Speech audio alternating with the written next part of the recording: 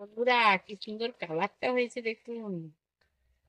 আপনারা এইভাবে বাড়িতে বানিয়ে খাবেন। নমস্কার বন্ধুরা, তোমরা সবাই ভালো আছো তো?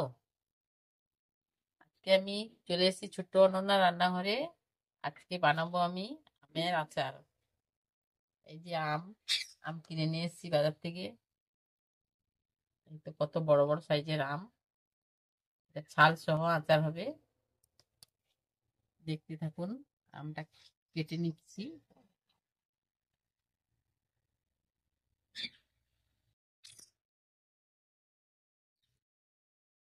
এটা একটু কম হয়েছে।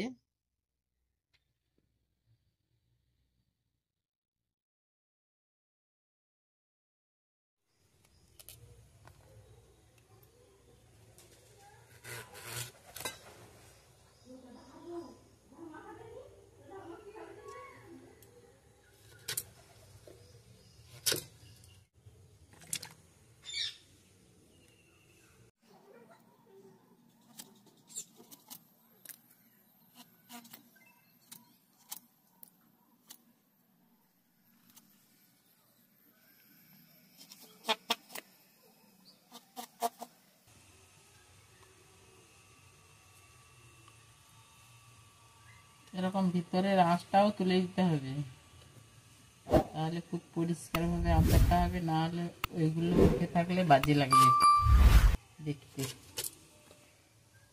ভিতরে একটা সাদা অংশ আঁশ আছে না, এই যে এই আঁশটা, এটা তুলে ফেলতে হবে। আমটা কাটা শেষ হয়ে গেছে। এবারে আমি পুকুরে সুন্দরভাবে ধুয়ে নেব, নাহলে এই কালো কালো দাগ থেকে যাবে। না ধুলে ধুয়ে করে আমি এবারে নুন হলুদ মাখাবো। ধুয়ে নিয়ে আসি।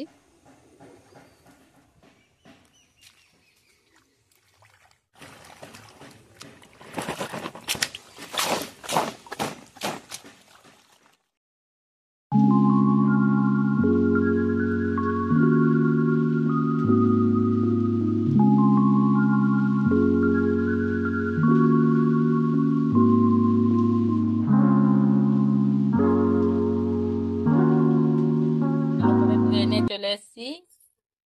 এবারে আমি লবণ লবণ দিয়ে দিলাম।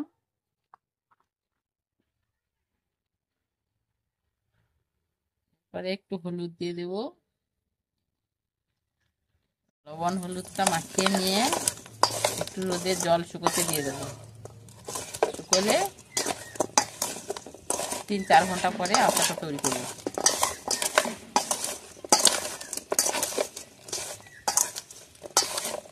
রোদ চলে এসছে। এবারে আমি মেলে মেলে দিচ্ছি।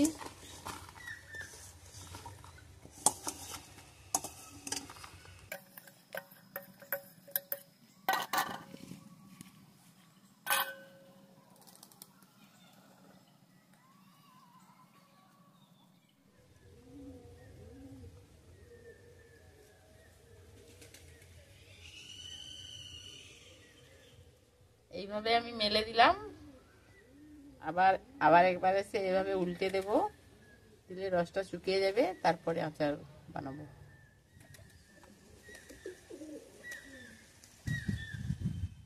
3 ঘন্টার পর আমটা তুলে নিয়ে চলে এসেছি ছাদ থেকে। এবারে আমি এটাকে আচার বানাবো। দেখতে থাকো। প্রথমে আমি কড়াইতে সর্ষের তেল দিয়ে দেবো। 2-3টে মতো শুকনো লঙ্কা দেবো, কারণ লঙ্কাটা ভাজা লঙ্কাটা থাকলে আচারটা ভালো থাকে অনেক সময়, অনেক দিন ধরে।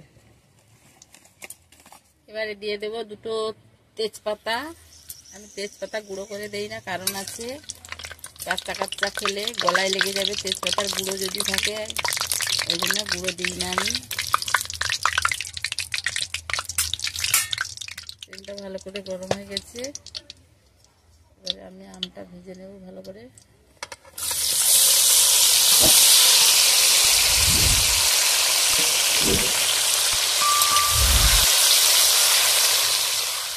আমটা ভালো করে ভাজা হয়ে গেছে। এবারে মশলাটা দিয়ে দেবো।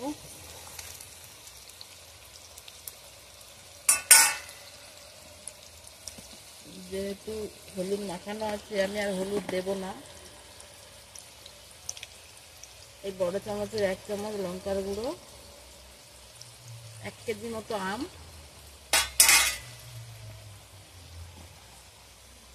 জিরে গুঁড়ো 1 চামচ,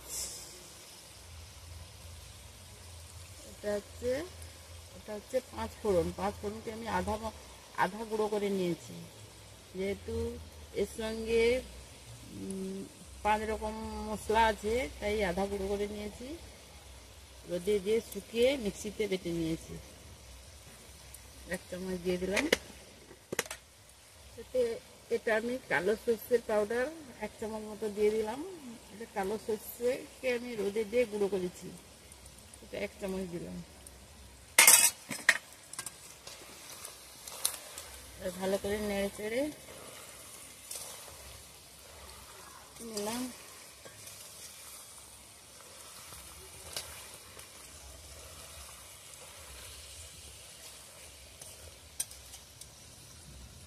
আমি একটু চিনি দিয়ে দিলাম।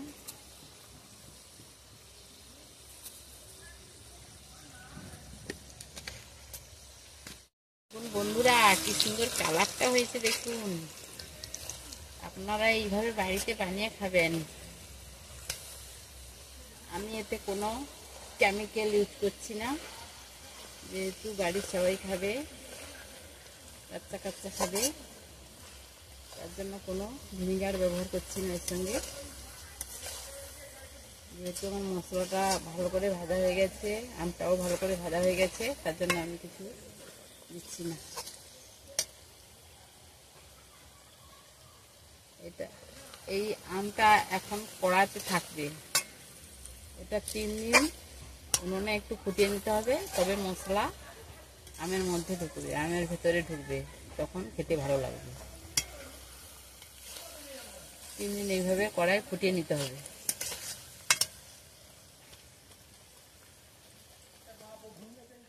বন্ধুরা, আমার আচার বানানোটা যদি ভালো লেগে থাকে, আপনারা সাবস্ক্রাইব করবেন, লাইক করবেন, শেয়ার করবেন, আমার পাশে থাকবেন। কেননা আমি খুব নতুন তো, তাই আপনারা পাশে থেকে ভালোবাসা দিও। নমস্কার।